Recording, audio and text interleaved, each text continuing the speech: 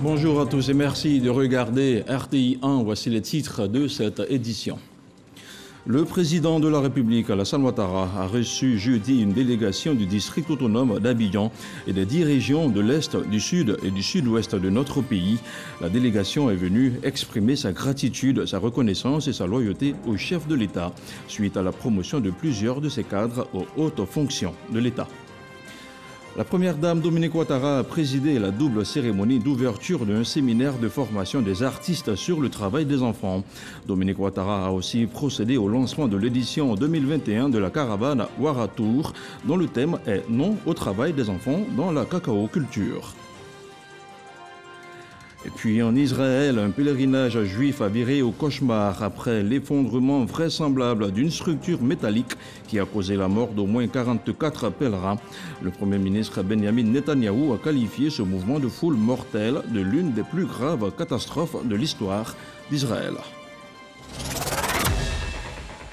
C'était une rencontre fraternelle et conviviale. Jeudi, le président de la République, Alassane Ouattara, a échangé avec une délégation du district autonome d'Abidjan et des 10 régions de l'Est, du Sud et du Sud-Ouest de notre pays. Il s'agissait pour elle d'exprimer sa gratitude, sa reconnaissance et sa loyauté au chef de l'État, une visite qui intervient suite à la promotion de plusieurs de ses cadres aux hautes fonctions de l'État, notamment la nomination de M. Patrick Achi en qualité de Premier ministre. Le film de la rencontre avec Jérôme Kofi Abolan.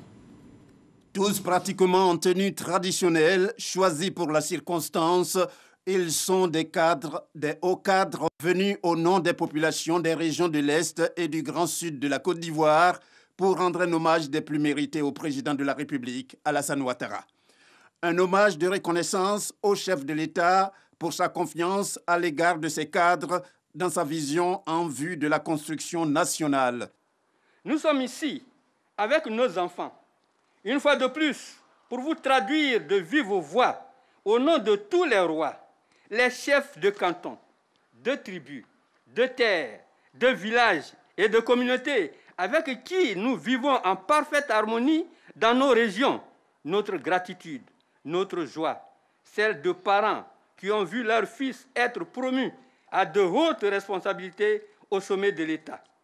Oui, ce sont des actes forts, et même très forts, qui nous touchent au plus profond de nous-mêmes. Parmi ces cadres promus par le président Alassane Ouattara pour le développement de la Côte d'Ivoire, on peut citer le Premier ministre Jérôme Patrick Achi, le président du Conseil économique, social, environnemental et culturel, le docteur Aka Awele, le ministre d'État, ministre de l'Agriculture et du Développement rural, Koubina Kwasi Agumani. Merci, Excellence, de nous permettre aujourd'hui de marcher la tête haute, avec la conviction encore plus forte que nous ne nous sommes pas trompés, que nous ne pouvions pas nous tromper, car nous avons un chef qui est toujours resté constant dans ses engagements, qui a toujours été franc dans ses relations avec les autres et qui fait ce qu'il dit. Excellence, Monsieur le Président, vous nous avez honorés. Notre gratitude se traduira par notre acharnement au travail, notre fidélité à vos idéaux et en votre vision. Nous sommes désormais et pour toujours, oui, les disciples de votre vision glorieuse pour la Côte d'Ivoire rassemblée et solidaire.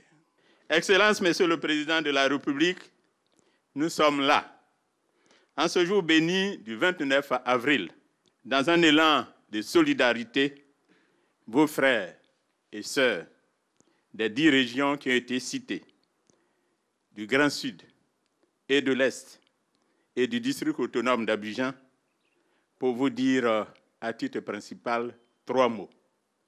Merci, Excellence, Monsieur le Président de la République. Reconnaissance à vous, Excellence, Monsieur le Président de la République, et engagement total à vos côtés. Monsieur le Président, vous nous offrez une nouvelle fois l'opportunité de vous témoigner la force profonde de nos sentiments, de vous réaffirmer l'indéfectible loyauté à votre œuvre et à votre personne, qui guide et guidera toujours nos pensées comme nos actes. Soyez-en humblement, sincèrement et infiniment remerciés. Excellence, par votre ambition et par vos actes, le progrès est venu frapper à nos portes dans une ampleur que nous attendions toutes et tous depuis si longtemps. Oui, vous avez su respecter et faire grandir cette Côte d'Ivoire plurielle et nous vous en serions toujours reconnaissants. Vous avez su, comme nul autre, dire au peuple de l'Est, du Sud et du Sud-Ouest que leur voix comptait, que leurs paroles portaient, que leur contribution au destin de la Côte d'Ivoire était précieuse et essentielle. Excellence, nous vous remercions humblement pour cet avenir neuf que vous avez tracé pour nos régions, nos peuples et nos personnes. Pour le président Alassane Ouattara, il n'y a aucun doute que ces personnalités et leurs régions soient attachées à ses idéaux quant à sa quête permanente de la voie à suivre pour l'épanouissement des Ivoiriens. Chers frères, chères sœurs, je ne suis pas surpris par votre présence importante aujourd'hui. En effet, au cours des visites d'État que j'ai effectuées dans vos régions, j'ai eu l'occasion d'apprécier votre sens de l'hospitalité et votre attachement à ma personne et à celle de mon épouse, la Première Dame. J'ai aussi noté votre engagement à soutenir la grande œuvre de construction d'une Côte d'Ivoire plus moderne, plus prospère, plus solidaire et plus fraternelle. Et à cet égard, je voudrais vous remercier pour votre soutien lors de l'élection présidentielle du 30 octobre, ainsi que pour toutes les initiatives prises pour l'apaisement du climat social après les violences regrettables constatées dans certaines régions. Je salue à nouveau l'importante contribution des filles et des fils de l'Est et du Grand Sud au développement de notre pays, que ce soit au service de l'État comme dans le secteur privé. L'une de vos régions nous a donné un homme compétent, de grande loyauté et d'un grand dévouement au service de l'État, un acteur de développement local au contact de nos populations, particulièrement la région de Lamé.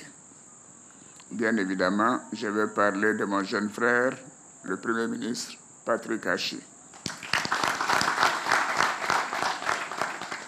Patrick, merci pour ton soutien de tout instant pendant ces moments difficiles, ton attachement et ton affection. Le chef de l'État a par ailleurs indiqué que c'est dans l'union entre tous les oufouettis que l'on peut faire face efficacement à tous les défis. Dans ma vision de la Côte d'Ivoire, le PDCI doit être au RHDP. Le PDCI doit être au RHDP. Et je considère que c'est une approche que nous devons avoir. Je l'ai dit au Premier ministre et je lui ai dit que moi-même, je suis en contact avec le président Bédié, pas plus tard qu'avant-hier. Nous nous sommes parlé parce que je crois que c'est important que nous ayons des options politiques basées sur l'intérêt de la Côte d'Ivoire. Le PDCI et le RHDP ont la même vision de la Côte d'Ivoire et nous avons construit ensemble la Côte d'Ivoire. Nous sommes des partis libéraux et de centre-droit. Nous sommes contre la violence et ainsi de suite. Donc rien ne doit séparer le PDCI du RHDP. Aussi, le président Alassane Ouattara a-t-il ajouté qu'il tient à une réconciliation véritable pour la cohésion sociale et la paix en Côte d'Ivoire. Je souhaite que la Côte d'Ivoire continue en paix, Et comme vous le savez, nous avons donc engagé un processus de réconciliation renforcé. C'est pour cela que nous avons un ministre chargé de la réconciliation à qui j'ai parlé encore cet après-midi, parce qu'il y a un certain nombre de compatriotes qui étaient au Ghana, je crois, qui avaient peur d'être arrêtés à l'aéroport. Je lui ai dit de leur dire qu'il n'y a pas de problème. On leur a dit qu'ils peuvent rentrer, ils peuvent rentrer. Comme je l'ai indiqué pour Laurent Gbagbo, qui peut rentrer à tout moment. Et par conséquent, je voudrais que l'on sache que cette volonté de réconciliation et de retour au pays doit être donc connue de tous. Que la Côte d'Ivoire tient à cette dernière étape, qui est la vraie réconciliation des fils et des filles de notre pays. Avant de prendre congé de ses hôtes, le président Alassane Ouattara leur a dit grand merci pour les présents qu'ils lui ont faits à l'occasion de cette rencontre. Des présents comme des reconnaissances physiques, il s'agit précisément des pagne-kita et des parures ainsi que des attributs de commandement et un tableau, symbole des richesses culturelles ivoiriennes. Et je vous propose d'écouter maintenant quelques réactions, des réactions recueillies à l'issue de la rencontre. Les costumes ont fait place aux tenues traditionnelles d'Apara ce jeudi à la résidence du chef de l'État. Autour du chef du gouvernement, Patrick Achi, plusieurs régions sont venues dire aussi merci. Nous sommes un peuple reconnaissant et on ne dira jamais assez merci au président de la République. Parce qu'au-delà de ce qu'il a fait récemment, il fait toujours pour nous. Au niveau des réalisations, nous, au niveau du Moroni, on l'a dit, nos régions sont dans une phase de renaissance. Parce qu'elles sont restées longtemps, très longtemps en marche du développement. Et grâce au président Alassane Ouattara, nos régions actuellement sont en train de renaître.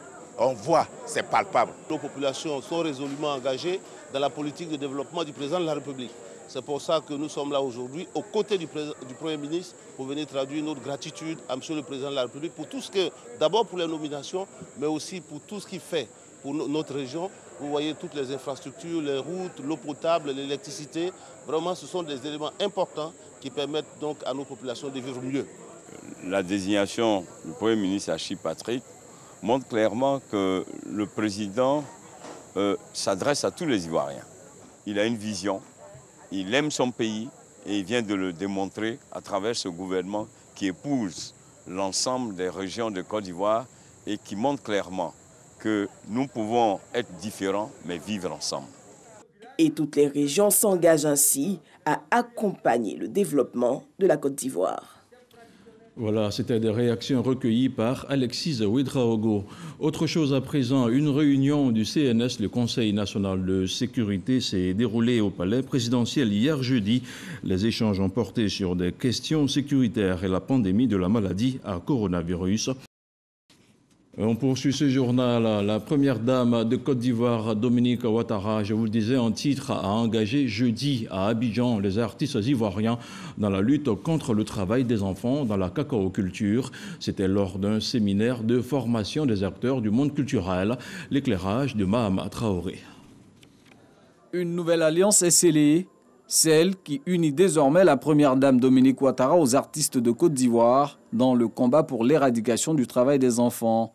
C'est dans le cadre de ce partenariat que les acteurs culturels ont été formés sur la notion du travail des enfants et l'ampleur de la riposte, une initiative du CNS, Comité national de surveillance des actions de lutte contre le travail des enfants, présidé par la première dame Dominique Ouattara. Il ne s'agira pas d'une formation académique, mais d'une formation pratique, pragmatique, qui vise à renforcer vos capacités en vous donnant les rudiments sur le travail des enfants, afin que vous puissiez mieux faire la sensibilisation sur le terrain. Disposer les artistes à participer à une campagne de sensibilisation pour dire non au travail des enfants dans la cacaoculture est certes un devoir citoyen, mais surtout une adhésion spontanée au combat que vous menez, Excellence Madame la Première Dame, depuis 10 ans, pour que l'avenir et la dignité de nos enfants ne soient entachés par la moindre distorsion humaine. Lancé en 2019, le 3e plan d'action national contre le travail des enfants mise sur la prévention et la sensibilisation. La première dame Dominique Ouattara, présidente du CNS, se réjouit donc de ce soutien du monde culturel. Chers amis artistes, la formation qui vous sera dispensée aujourd'hui vous permettra de mieux cerner la problématique du travail des enfants ainsi que les efforts déployés par la Côte d'Ivoire et ses partenaires pour y remédier. Vous avez le don de nous faire rêver, de nous transporter et de nous faire ressentir les émotions les plus vives. Vous avez également le pouvoir de nous éduquer et éveiller nos consciences à travers votre art. N'hésitez donc pas à vous approprier cette lutte à travers vos œuvres artistiques respectives afin de préserver nos enfants contre ces pratiques qui nuisent à leur plein épanouissement. Une fois outillé sur ce phénomène qui touche environ 2 millions d'enfants en Côte d'Ivoire, le monde des arts et de la culture se dit prêt à sensibiliser. On devrait pouvoir chacun dans son secteur d'activité faire quelque chose pour accompagner, cette dynamique, pour accompagner ce combat en fait. Les artistes ne sont pas là que pour faire rigoler les gens, chanter, ils sont impliqués dans le développement du pays et la cause est importante. La cause, il s'agit d'éviter que nos enfants, nos petits frères, nos neveux, nos cousins aillent dans les champs de cacao-culture ou de n'importe quel autre champ au lieu d'aller à l'école. Donc nous, on ira parler à la population, on aura porté son message. Nous avions des définitions globales. Aujourd'hui, c'est spécifique et c'est important. C'est important parce que la Côte d'Ivoire de demain a besoin d'enfants forts, d'enfants sains. Preuve que les artistes se sont imprégnés de la lutte, l'édition 2021 de la caravane Ouaratour, initiée par l'artiste-chanteur Abou Nidal, aura pour thème « Non au travail des enfants dans la cacao-culture ». La première dame Dominique Ouattara est la marraine de cette caravane qui sillonnera une vingtaine de localités productrices de cacao. Autre chose à présent, le chef de la délégation de l'Union européenne en Côte d'Ivoire a rencontré le Premier ministre Patrick Achi. Au terme de son entretien avec le chef du gouvernement ivoirien, Jops von Kirchmann a annoncé l'accélération et la simplification des procédures d'appui de l'Union européenne au financement du Plan national de développement PND 2021-2025. Plus de détails avec Alexis Ouedraogo. Les séances de travail se multiplient à la primature avec les partenaires techniques et financiers du pays. Les États-Unis, l'Union européenne, la Chine aux côtés de la Côte d'Ivoire pour l'exécution efficace du PND 2021-2025. L'Union européenne s'engage à renforcer son partenariat avec le pays. On a essentiellement échangé pour voir comment on peut accélérer les procédures, comment on peut rendre cette coopération qui est très très grande, encore plus efficace. Donc on a regardé ensemble sur les procédures, comment les accélérer, comment simplifier les circuits et comment on peut travailler ensemble en tant que vrais partenaires, la Côte d'Ivoire et l'Union européenne, pour vraiment être bénéfique pour nous dans les pays, mais aussi pour la Côte d'Ivoire, pour livrer un service d'excellence à ses citoyens. Autre partenaire clé, la Chine, qui entend, elle, renforcer son appui au secteur privé ivoirien. Nous sommes d'accord de renforcer la coopération sur le plan économique, commercial, d'infrastructure, mais surtout la coopération dans le secteur privé. Le secteur privé, c'est l'avenir de la coopération entre nos deux pays. La Chine se dit confiante en l'avenir de la Côte d'Ivoire. Un pays, dit-elle, avec d'énormes potentialités à même d'assurer son développement. Et ce communiqué du ministère de l'Emploi et de la Protection sociale. Le ministre de l'Emploi et de la Protection sociale porte à la connaissance des populations vivant en Côte d'Ivoire que le samedi 1er mai 2021, jour de la fête du travail, est déclaré jour férié, chômé et payé sur toute l'étendue du territoire national. Signé Maître Adama Kamara, ministre de l'Emploi et de la Protection sociale. Le ministre de la Communication, des Médias et de la Francophonie poursuit sa visite de travail au sein des structures sous tutelle. Amadou Koulibaly s'est rendu hier jeudi dans les locaux de la Société ivoirienne de télédiffusion. Le nouveau ministre de la Communication s'est entretenu avec la direction de la société. Il s'est penché sur le bilan du projet de déploiement de la TNT. Le compte-rendu de Serge Coléa. Prise de contact, mais surtout visite de travail. Le ministre de la Communication, des Médias et de la Francophonie veut se donner les moyens de réussir sa mission. Au-delà de l'accueil chaleureux à lui réservé par le directeur général Adama Yeo et le personnel de la Société ivoirienne de télédiffusion, Amadou Koulibaly entend s'imprégner des réalités et donner des orientations. Nous sommes venus donc au-delà de l'aspect de visite traditionnelle, affirmer à IDT ce soutien-là pour pouvoir atteindre ses objectifs. Le premier de ces objectifs, c'est l'extinction totale du signal analogique sur l'ensemble du territoire. Nous sommes déjà en retard parce que tel que ça avait été recommandé par l'UIT, cette inspection devait se faire le 17 juin 2020. Donc aujourd'hui, il s'agit pour nous de faire en sorte que, à la fin de cette année 2021, cet objectif soit atteint. Aujourd'hui, nous avons environ 80% des Ivoiriens qui bénéficient de la TNT. Nous pensons que pour les 20% de concitoyens qui restent, cela peut être fait dans les 6-7 mois qui nous reste avant la fin de l'année et nous nous battrons pour atteindre cet objectif avec IDT. À la suite du président du conseil d'administration qui note l'engagement des travailleurs, le directeur général a présenté les grands axes du travail abattu par la Société ivoirienne de télédiffusion en 4 ans d'existence. Déploiement de la télévision numérique terrestre, libéralisation effective de l'espace audiovisuel par la présence de 7 chaînes de télévision, extinction progressive du signal analogique. Une intense activité qui devrait se poursuivre. Le ministre a félicité le directeur général et ses collaborateurs. Il a promis tout son soutien à IDT.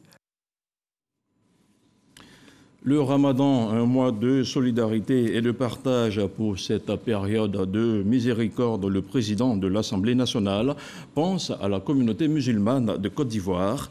Amadou Soumaoro vient d'offrir 30 tonnes de vivres au COSIM, le Conseil supérieur des imams. Le don du président du Parlement a été remis au nouveau Cheikhoul Aïma Ousmane Diakité. Un don remis par le vice-président de l'Assemblée nationale, Mamadou Diawara. Et c'est un autre Mamadou qui nous en parle. Il s'agit de Mamadou Kouassi. Le président de l'Assemblée nationale de Côte d'Ivoire, solidaire de la communauté musulmane dans cette période de Ramadan. Pour traduire cette marque de solidarité en actes, un don de vivres est fait au COSIM, Conseil supérieur des imams, des mosquées et des affaires islamiques. Un don de 30 tonnes de vivres constitué de 10 tonnes de riz, de 10 tonnes de sucre et de 10 tonnes de lait. Le don est remis par le vice-président de l'Assemblée nationale, Mamadou Diawara, représentant le président Amadou Soumaoro, avant de saluer la désignation du nouveau président du COSIM. Ce geste magnanime du président de l'Assemblée nationale, tout aussi important, a surtout valeur de symbole en ce mois de Ramadan. Symbole de foi, de fraternité et de partage. Le président de l'Assemblée nationale invite les imams à continuer de prier intensement pour le président de la République. Je vous invite donc à augmenter vos prières pour la paix et la prospérité en Côte d'Ivoire. Satisfait de la démarche du président de l'Assemblée nationale, Amadou Soumaoro, le nouveau président du COSIM a traduit la reconnaissance de la communauté musulmane de Côte d'Ivoire aux donateurs. Le Cheikhoul Aïma Ousmane Diakité a rassuré les envoyés d'Amadou Soumaoro de la bonne répartition du don. Dans l'islam, donner la rupture à un jeûneur, c'est avoir l'équivalence de la récompense que Dieu allait lui donner. Inch'Allah, nous ferons en sorte que votre objectif, qui est d'aider les musulmans à faire dans de bonnes conditions le jeûne, nous allons redistribuer afin que ceux qui méritent puissent bénéficier de vos dons. Cette cérémonie de remise des dons a été également l'occasion pour le nouveau président du COSIM et l'ensemble des imams de faire des prières et des bénédictions pour le président de la République Alassane Ouattara et surtout pour la cohésion et la paix en Côte d'Ivoire. Amen. Et cette bonne nouvelle pour la communauté musulmane, l'édition 2021 du Hajj aura bel et bien lieu.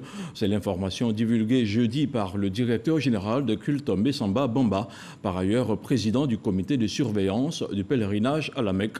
Rappelons qu'en 2020, le Hajj n'avait pu se tenir pour les pèlerins vivant hors de l'Arabie Saoudite en raison de la maladie à coronavirus. Le compte-rendu de Demadongui connaît par Gassoro. Bonne nouvelle pour les pèlerins du contingent étatique et pour les opérateurs privés du Hajj. Les candidats du Hajj 2020 pourront accomplir le Hajj, 5e pilier de l'islam, cette année.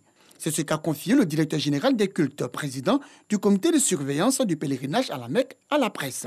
Cette reprise qui se fera avec une réduction des quotas est conditionnée par l'observation stricte des mesures sanitaires édictées par le ministère saoudien de la Santé, à savoir obligation pour tout pèlerin de l'extérieur de recevoir un vaccin de Covid-19 reconnu par l'Organisation mondiale de la santé, dont la deuxième dose au plus tard une semaine avant l'entrée en Arabie Saoudite. Isolement de 72 heures après l'arrivée, en plus d'un autre test PCR 48 heures après, par une structure agréée par le prestataire de service du pèlerin. Obligation de port de masque pour tous les pèlerins et travailleurs sur les sites pendant toute la période du Hajj. Coordination des sorties des pèlerins de leur logement en dehors du programme principal avec le respect des mesures barrières. Distanciation de 1,50 m dans les chambres entre les pèlerins. Programmation des déplacements de groupes de 100 personnes avec au moins un guide. Exemption du Hajj des catégories à risque, c'est-à-dire les personnes malades d'hypertension, de diabète, de cardiopathie, d'asthme et autres, et se limiter à la tranche d'âge de 18 à 60 ans. Le président du comité de surveillance du pèlerinage à la Mecque est ferme. Les 2 doses du vaccin contre le nouveau coronavirus, la Covid-19, est obligatoire pour effectuer le pèlerinage en Terre Sainte d'Arabie Saoudite. En ce qui concerne l'exemption liée à la limite d'âge et aux pathologies chroniques, le comité de surveillance du Hajj demande aux candidats concernés de se tenir prêts par précaution en faisant comme tous les candidats leur vaccin anti-Covid-19 et les consultations médicales pré-pèlerinage au cas où ces mesures venaient à être levées. Le directeur général des cultes assure. Le commissariat du Hajj communiquera dans les tout prochains jours sur les dispositions pratiques des activités de cette édition 2021 du Hajj. À présent, le point de la situation de la Covid-19 au 29 avril.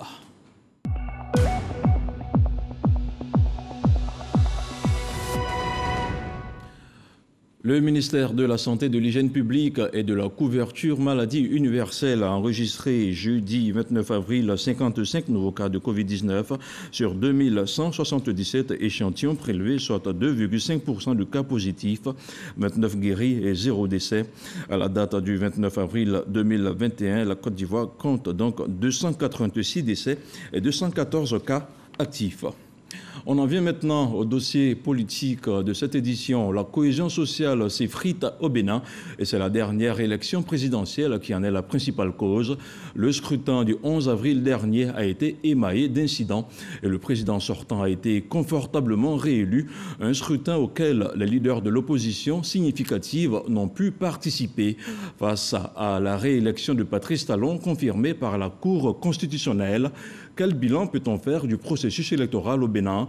Que peut-on retenir du boycott de l'opposition? Des questions auxquelles Michel Digré tente d'apporter des éléments de réponse dans ce reportage. On regarde. Ce qui s'est passé est fort regrettable. Nous n'avons pas le droit de le banaliser. À l'évidence, la démocratie béninoise traverse une zone de turbulence. C'est une déception. Cette déception comme je le dis, est remarqué à travers les résultats là. Le Bénin n'est pas divisé, bien au contraire. Déception, zone de turbulence, regret mais aussi espoir. La présidentielle béninoise du 11 avril dernier aura laissé des marques indélébiles dans le livre de l'histoire de la démocratie de ce pays. Depuis une trentaine d'années, c'est la première fois qu'un scrutin présidentiel se tient sans les poids lourds de l'opposition. La raison, le nouveau code électoral et son système de parrainage. William Onès, politologue, donne sa lecture des réformes initiées par le président Talon. Il prend des dispositions quitte à paraître arbitraires, quitte à installer un régime dur, je vais dire, mais il veut éviter qu'on l'empêche de faire ce qu'il a envie de faire. C'est-à-dire, il pense que le pays est arrivé à un tournant où il faut prendre la voie du développement et il est prêt à tout sacrifier pour sa vision du développement. Pour d'autres observateurs de la scène politique béninoise, la loi peut paraître dure, mais tout le monde doit s'y conformer. Si la loi ne vous permet pas, vous, individu personnel, d'être candidat, mais il y a dans votre famille politique forcément quelqu'un. Parce que si la loi n'a pas empêché Djemba d'aller aux élections, mais écoutez, ça ne devrait pas empêcher autre personne. Maintenant, si vous vous retrouvez dans l'incapacité d'être candidat, c'est que forcément il y a quelque chose. Et dans votre famille politique, il doit y avoir forcément quelqu'un pour faire le jeu. Irénée Agossa fait partie des 3 duos de candidature validés par la Cour constitutionnelle. De passage à Abidjan, il dresse son bilan. Nous sommes heureux d'avoir participé à cette élection et en donnant espoir à ceux qui sont insatisfaits, qui sont malmenés, qui sont lésés par cette gouvernance, de s'exprimer à travers les urnes. À Cotonou, le président Talon est plutôt satisfait de sa victoire. Ce vote-là est pour moi le signal d'une adhésion à notre effort commun. Et le signal qu'ensemble nous pouvons aller encore beaucoup plus loin. Patrice Talon a été réélu avec un taux de 86%. Ses adversaires obtiennent respectivement 11,29% et 0,35%. L'opposition donne les raisons de sa débâcle. L'opposition, l'autre côté de l'opposition qui ne nous a pas suivis, a opté pour une stratégie que, honnêtement, ne comprend pas. Comment vous pouvez être de l'opposition et que nous avons été tous à la recherche du parrainage et qu'un groupe parmi vous l'a reçu et que vous refusez de soutenir ce groupe et avoir des comportements qui favorisent le retour de celui que nous combattons. C'est extraordinaire. Il faut absolument aller chercher ce qui ne va pas. La stratégie de l'opposition a été le boycott qui a débouché sur des violences électorales.